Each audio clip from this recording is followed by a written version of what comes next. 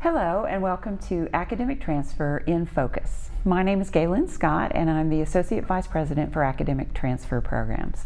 We have a special treat today. We are going to be talking with Dr. Charles Cook, our Provost and Executive Vice President for Academic Affairs. And my goal here today is just for you all to get to know Dr. Cook a little better. I work with him and for him and enjoy what I do working with him and for him, so I want you to get to know the man that I work with. So thank you very much for being here today. Well, thank you for providing this opportunity. I'm happy to. For those who don't know your professional background, could you just give us a little thumbnail sketch of your work in public and higher ed? Sure. I went to UT Austin as an undergrad, and I transferred to the University of Houston as a teaching fellow to get my master's in history, and got my secondary school teaching certification in social studies at the same time. My goal was to teach high school.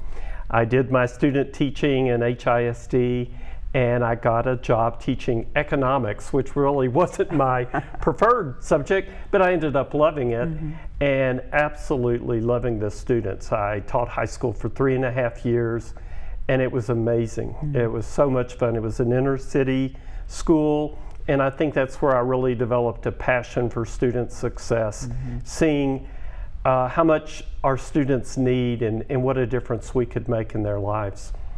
At any rate, Houston Community College, which is about the same age as Austin Community College, was still relatively new, and they offered a class in our building and invited me to teach as an adjunct. I taught 2 semesters as an adjunct and found out that teaching adults was even more fun than teaching high school students. And so I applied for a full-time job and was hired and spent many years teaching. I've lost track. I think it was 18 years teaching, serving as department chair, lead instructor. I was sort of the counterpart to Shasta for a while, working on an early version of dual credit at the time. Distance ed, I remember teaching distance ed, you know, in the early 80s when it really was using the Dallas County telecourses and offering those. So just had a variety of experiences. In 1994, I moved to Austin and had the really good fortune to work at the Texas Higher Ed Coordinating Board when there was a community and technical colleges division. It was led by a very visionary guy named Jim Lottie, who pushed us, and we accomplished a lot in the 90s. This was the decade during which the legislature created the service areas for community colleges. We secured full funding for continuing ed, workforce continuing ed. We created the WECM. For those of you who don't know, it's the Workforce Education Course Manual, which has been updated ever since. We created the GIPWE, the Guidelines for Workforce Education. We just did amazing things, I think, and I was able to travel to colleges across the state and just form a real network of friends and colleagues who were equally dedicated. So it was a fun time. In 1999, I went back to Houston Community College as the Vice Chancellor for Academic Affairs, the same sort of position that I hold now with Austin, and spent the next 15 years there in that capacity. Houston is very similar to Austin in terms of the wonderful people, the wonderful faculty and staff. As a big city college, it had a lot of politics and a lot of issues that made it difficult. And when I had the opportunity to come and join Richard Rhodes, who I'd known for a long time, I was thrilled with the opportunity. So I came here in 2014. So I'll be starting my 5th year, hard to believe. Time flies, in August. doesn't it? Yeah. So for most of your tenure here, your broad focus has been guided pathways, this notion of helping students find their path and navigate their path and giving them signposts and, you know, guidance along the way. What would you consider to be your top 3 accomplishments around helping students find and navigate their pathways? Well, let me shift the focus a little bit. The focus is really student success. Guided Pathways is a means to an end. Right. It's a vehicle around which and under which we often call it our umbrella, under which we can do many things that indeed are creating those pathways, trying to remove barriers, simplify things, help students, get on a path, stay on a path. What is it that we can do to support them and engage them that will keep them going? And then finally, of course, get that certificate or degree which enables them to transfer or move into a job. Right. In terms of accomplishments, I don't consider them my accomplishments. I think that at Austin, we have achieved a lot of things. I'm so really proud of all the folks that I work with at ACC because we've done a lot. We've created a student success course for new students. We had a wonderful Futures Institute that engaged a host of faculty and staff to really help design Guided Pathways, launch it. We achieved a grant from Achieving the Dream to introduce OER resources and to expand them, I should say.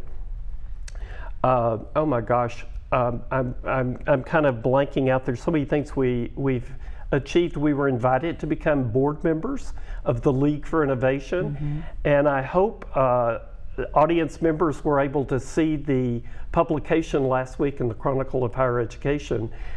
They published an article and a document called The Future of Learning, and they came here and actually shot a video on what we're doing in the accelerator with adaptive learning. We've grown from 2 to 11 early college high schools. We've created 5 career academies. So we're busy. We're doing a lot of good things. We are busy. Yeah.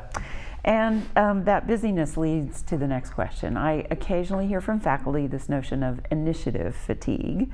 So could you help folks who are listening and watching understand how all of these initiatives really are related to student success in our focus? Exactly. Yeah. And that's indeed what we're all about, student success.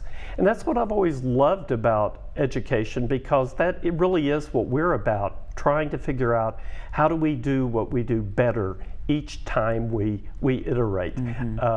Each time we go into the classroom or we go into the office, we think, how do I reach more students? How do I help more students change the quality of their lives? So, I don't understand that really, because isn't that what we're all about, is trying to figure out how do we do things better? That's what we help students do in our classes. When they don't get a passing grade on their essay, we point out, well, you can do this and you can do that. There are these rules, there's these resources. So, that's what we do with our students all the time. Can you imagine people in the healthcare industry, doctors and nurses, saying, oh, I'm tired of reading about new medicines and new treatments and new technologies to help my patients. It's what we do, it's who we are. It is. So I think if everybody keeps their eye on the ultimate prize, the ultimate goal of student success, hopefully that will help and help them understand we're not doing things for the sake of doing things, we're doing things to help students. Thank you. Tell us why you come to work every day. What motivates you? What energizes you? Well, I think very much related to that prior question. It's, what I always loved about teaching is that you had a break at the end of the semester, maybe only a couple of days or so, but it gave you that opportunity to kind of analyze and to reflect what worked, what didn't work, what can I do differently, taking your syllabus and scratching out one topic, adding a new topic, trying to figure out what's going to help students really understand why this is important, what it means to their lives and their futures going forward. It's that constant search, to improve what we do. And certainly that's true for what I'm engaged in. I'm constantly trying to read and figure out, okay, what's working, what have the results been, and how do we try it at ACC and see if it works here. And if it does, great, I want to support it and ramp it up. If it doesn't, fine, we learned probably something from that and we move on to the next. Okay. every job has its frustrations. So what sorts of things can lead to frustration in your work as provost? Well, and you know me, I'm impatient. Yes. I'm impatient and to a fault. And you know yourself, so that's good. and I, try to exercise greater patience with others because I want them to be patient with me as well. I feel a real keen sense of urgency. Like I said, even from my earliest days of teaching, seeing what a change we can make in people's lives. And I just think, each day, each month, each semester, students' lives are going by, and we're missing out on opportunities to really impact them and their families. And sadly, higher education moves slowly, very slowly, and there are reasons for that. But I think many of the models and many of the practices in higher education have come down to us from a day when higher education was purposely designed to serve a very elite and select population. And that's no longer the case, and it certainly is not our mission. Our mission is to serve those who have not been privileged in the past. So time's a wasting, but I have to understand that people are trying and they are working hard, and they're on the front lines doing the really heavy lifting. So I do want people to know how much I appreciate them and admire them and respect them for what they do. So what are your plans for the upcoming academic year?